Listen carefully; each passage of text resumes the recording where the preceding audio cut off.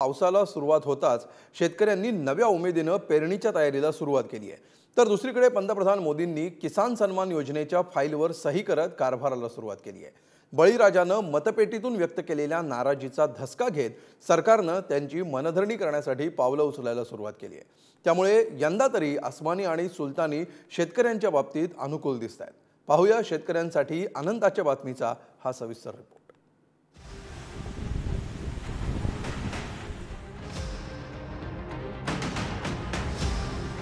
एकीकडे सूर्याच्या दाहकतेने भाजलेल्या जमिनी, उकाड्यामुळे हैराण झालेले शेतकरी यांना मान्सूनच्या सरींनी भिजवत वातावरणात गारवा आणलाय। तर दुसरीकडे पंतप्रधान पदाची हॅट्रिक करताना किसान सन्मान योजनेच्या फाईलवर सही करून नरेंद्र मोदींनी कारभाराचा श्रीगणेशा केलाय। तब्बल 20 कोटी रक्कम या निधीसाठी देण्यात येणार आहे। त्याचा फायदा 9 कोटीहून अधिक शेतकऱ्यांना होणार आहे।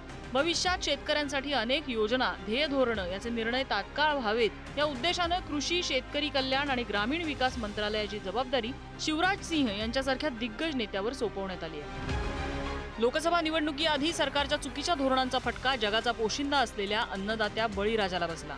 त्यामुळे अस्वस्थ झालेल्या शेतकऱ्यांनी मनातली नाराजी मतपेटीतून व्यक्त केली आहे। 2024च्या निवडणुकीत ग्रामीण जागांवर इंडिया आघाडीनं मोठी झेप घेतली। देशात ग्रामीण मानले जाणारे सुमारे 408 मतदारसंघ आहेत। या जागांवर ग्रामीण लोकसंख्या 60% अधिक आहे। या लोकसंख्येत सर्वाधिक प्रमाण शेतकऱ्यांचं आहे। या 408 पैकी 226 जागा एनडीएने जिंकल्यात। इंडिया आघाडीने ग्रामीण भागात 170 जागा जिंकल्यात।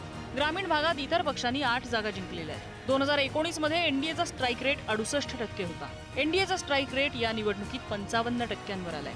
याच वेळी इंडिया आघाडीचा 19 वरून 41% इतका वाढलाय। याचा अर्थ एनडीएचा ग्रामीण स्ट्राईक रेट 13% घसरलाय। त्याच वेळी इंडिया आघाडीचा स्ट्राईक रेट 22% वाढलेला आहे। शेतकऱ्यांच्या नाराजीचा फटका बसल्यानंतर आता शेतकऱ्यांच्या कल्याणासाठी गतीनं पावलं उचलणार असल्याचं नव्या केंद्रीय कृषी मंत्र्यांनी सांगितलंय। मुझे कहती हुई खुशी है कि प्रधानमंत्री जी ने कल जो सबसे पहले फैसला लिया वो किसान के हित में ही लिया। किसान सम्मान निधि जारी करने का उन्होंने फैसला किया है। भारतीय जनता पार्टी की सरकार ने पहले भी किसानों के कल्याण में कोई कसर नहीं छोड़ी। अब एनडीए की सरकार इन कामों को और तेजी से प्रधानमंत्री जी के नेतृत्व में आगे बढ़ाएगी। महाराष्ट्रातही शेतकऱ्यांच्या प्रश्नाकडे दुर्लक्ष केल्याचा फटका बसल्याचं नेत्यांनी मान्य केलंय। त्यातच राज्यात लोकसभा निवडणुकीच्या मतदानापूर्वी 2 दिवस आधीच शेतकऱ्यांच्या विरोधात जाणारा निर्णय काही प्रशासकीय अधिकाऱ्यांनी घेत सरकारला अडचणीत आणण्याचा प्रयत्न केला असा गंभीर आरोप महाराष्ट्र कृषी मूल्य आयोगाचे अध्यक्ष पाशा पटेल यांनी केलाय। की मार्च एप्रिल मे मध्ये खऱ्या अर्थाने 54 म्हणजे 51 लाख मेट्रिक टन कांद्याची गरज होती आणि आपल्याकडे होतं 54 लाख मेट्रिक टन। कुणी हुल सोडली मला माहित नाही। आणि मग केंद्र सरकारला सांगितले की निवडणुकीच्या काळात कांदा कमी पडला तर लोक आपल्याला मत देणार नाहीत आणि म्हणून कांदा खाणाऱ्या लोकांना खुश ठेवण्यासाठी अचानक निर्यात बंदी लागली आणि त्याचा फटका शेतकऱ्यांना बसला आणि शेतकऱ्यांनी राग आमच्यावर काढला। राज्य सरकारकडूनही आता शेतकऱ्यांच्या मुद्द्यावर हालचालींना वेग आल्याचं दिसतंय। कृषी मूल्य आयोगाच्या बैठकीत लवकरच राज्यातील कांदा, कापूस, सोयाबीन उत्पादकांच्या समस्या केंद्राकडे मांडणार असल्याचं मुख्यमंत्र्यांनी सांगितलंय। किसानों के लिए जो क्रॉप इंश्योरेंस से लेकर अनेक योजनाएं बनाई है और निश्चित रूप से आगे भी किसानों के लिए जरूर कई और योजनाएं हमारी केंद्र सरकार निश्चित रूप से करेगी और किसानों के प्रति उनको भी आत्मीयता है, लगाव है हमारे मोदी जी को, क्योंकि वो हमेशा किसानों के बारे में अच्छा ही सोचते, अच्छे निर्णय उन्होंने लिए।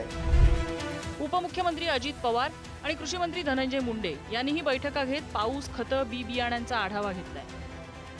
उत्पादन खर्च काढण्याचा शेतकऱ्यांचा जे काही कृषी मूल्य आयोगाचं कॅल्क्युलेशन आहे, त्यांची जी काही पॉलिसी आहे त्याच्यात थोडासा बदल करणं गरजेचं आहे, हेही आम्ही सांगितलं। तेही त्यांनी सकारात्मक घेतलं आणि यावेळेस आम्ही सोयाबीनला, फक्त मी आता एका पिकाचं सांगतोय की सोयाबीनला कमीत कमी 5100 रुपये हा भाव या ठिकाणी येणाऱ्या काळात मिळावा आणि तशी MSP करण्याच्या संदर्भामध्ये आम्ही शिफारशी अनेक पिकाचा केल्या, त्याच्यापैकी मी एक सोयाबीनचं या ठिकाणी सांगतो.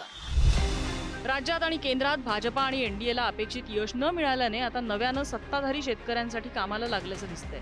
दिल्लीच्या सीमेवर झालेलं शेतकरी आंदोलन आणि राज्यातल्या शेतकऱ्यांकडे सरकारनं वेळीच लक्ष दिलं असतं तर ही वेळच उद्भवली नसती. आताही विधानसभेच्या तोंडावर केंद्र आणि राज्य सरकारने घेतलेला पुढाकार चांगला असला तरी त्यात सातत्य हवं अशीच प्रतिक्रिया व्यक्त होतीये. मुंबईहून धनंजय दळवी आणि राशीद इनामदारसह ब्युरो रिपोर्ट, पुढारी न्यूज.